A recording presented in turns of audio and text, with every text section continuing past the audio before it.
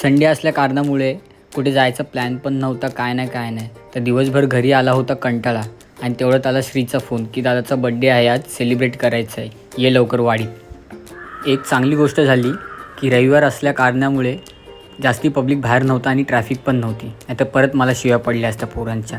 वाडीत आल्यावर कळलं की इथे पोरांचं काहीतरी डिस्कशन चालू आहे, म्हणून बोललो शांतपणे ऐकूया काय चालू आहे नक्की. आणि नंतर समजलं की हंडीचं डिस्कशन चालू आहे म्हणून. तर मजाक मस्ती चालू होती गेल्या वर्षीच्या हंडीबद्दल.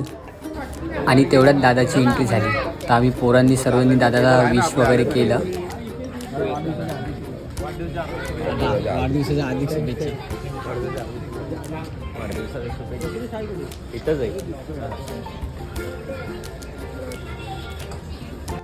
शुभेच्छा देत 2024ची येणारी दहीहंडीबद्दल जरा चर्चा चालू होती आमची की बाबा आपल्यांना आता जोरात तयारी